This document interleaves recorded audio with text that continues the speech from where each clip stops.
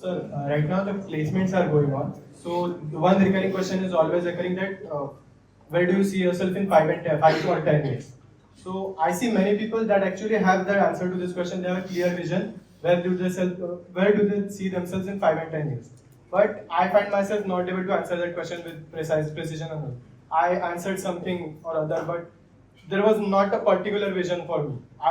That was the same for 5 years ago. That was same for 10 years ago, and I don't want to continue doing that. So how can I actually find an answer to this question? How can I see that okay, I want to do this in my life in the next 10 years, in the next 5 years? This question needs to be addressed at two levels. One, from the perspective of the employer. Secondly, from your own self. From the perspective of employer, let me tell you, no employer is looking for a clear-cut answer to this question. Where do you see yourself in 5 to 10 years? The one who is interviewing you, he himself does not know where he would be in 5 years. Most probably by the time you will join the company, he would already be out into some other greener pasture. Getting it? So, no point cultivating a fake answer. It all looks so artificial. For you, it probably is the first interview. The ones who are interviewing you, they have met hundreds of students like you. So your bluff is called out very easily. You give a manufactured answer, 5 years down the line, I see myself as a senior manager in your company. This is quite nonsensical, very nauseating. Just tell them, I take a step at a time. This is where I stand. This is the field I am interested in. I want to probe this field further. That's all. And don't think that if you give a relatively vague answer, your selection chances will be impeded. That won't happen. But I want to, for myself, I want that question to be answered. Now, the second part, from your own perspective. It is not at all necessary, once again, to be very clear about the future. To be clear about the future means subscribing to and limiting yourself to your own imagination as it arises from your state of today. Today, if I already have a blueprint, a well thought out plan, think of where that plan is coming from. It is coming from my state as it is today. Now, 5 years later, you are supposed to grow up and evolve. Let me ask you a question. When you were 12, what's your age right now? 21. When you were 16, had someone asked you, where do you see yourself 5 years down the line? Were you in a great position to answer? No. This 21-year-old, would he want to live by the vision of that 16-year-old? No. Then why would the 26-year-old want to live by the vision of this 21-year-old? Today you are 20, 21, 24, whatever. Suppose somebody, let that somebody be you. Suppose you had drawn a plan for yourself, a vision, an imagination for yourself at the age of 15 or 17, right? Today, would you want to limit yourself to that imagination? Because you know very well that the 15, 17-year-old was an ignorant one and today you have grown up. That 15, 17-year-old knew not much of the world nor himself. Correct? So you don't want to constrain yourself. You don't want to say, I had thought of a future, a vision at the age of 16 and now my entire life I live by that vision. That's so stupid, right? Then today, why would you want to have a vision for age 26 given that you are 21? And when you will be 26, you will actually find that you feel suffocated living by the ideas of your 21-year-old self. Won't that be suffocating? How much have you developed between 16 and 21? Please tell me. A little or a lot? A lot. Therefore, extrapolating, how much will you develop between 21 and 26? Again a lot.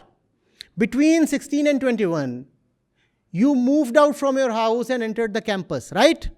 And that was a lot of development, lot of change. Between 21 and 26, you'll move out of the campus and settle into the corporate. And that again will be a lot of change. How can the 21-year-old be in a position to dictate the life of the 26-year-old? Is that not logical, please? Can the 21-year-old be in a position to dictate and script the life of the 26-year-old? Therefore, planning does not make much sense. Take it one day, 1 month, 6 months at a time, maximum. Getting it? Have your center in place. I want to develop both externally and internally. And for this development, I shall do whatever is needed. Beyond that, I don't want to determine right now. I shall take it as it comes. Okay? So the only goal should be to work on yourself Obviously. in the short term. Obviously. Work on yourself and know more and more of the world, both directions. I want to know of how the world runs, and I want to know more of who am I within. And these two levels of knowledge, when put together, will show me the direction to take. And I'll always be open to change. If I take one step today in one direction, I'm prepared to take another direction 2 months later. I'm not going to be rigid. I'm not going to be ideologically driven. I'm going to be very pragmatic, very flexible. One thing appears right today, and it can appear right today. 6 months later, if my logic, my reasoning, my intellect clearly demonstrates that something else is better for me, I will be prepared to change. Don't commit yourself too early. This word commitment should be reserved only for the highest one. When it comes to all other things in life, you should be very, very flexible. First of all, don't commit. Secondly, even if you have to commit, don't commit early. If you have to commit to something, try to postpone the commitment to as late as possible. Getting it? Retain your freedom. Retain your liberty to choose. Don't give it up.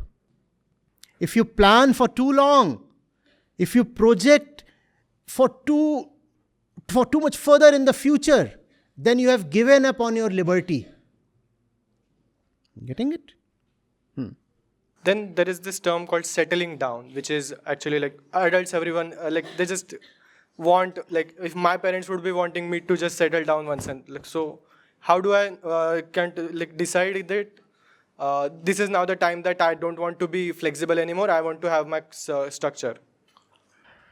Son, parents want their kids to do great things. All the great things that the parents themselves have never done.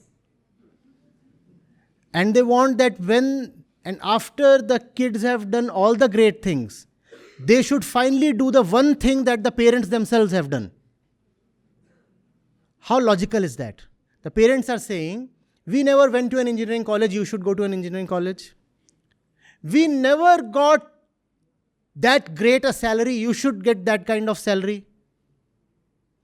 We never visited the US, but you should have a job in the US. There is no MBA in the entire extended family, but you should do your MBA, right? The father will say, I'm a clerk, but you should be an IAS. So you should do all the things that we never did. And that's wonderful.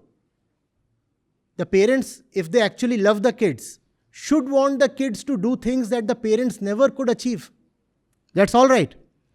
But once the kids have done all that, why do the parents want to drag them down to the one thing that they did?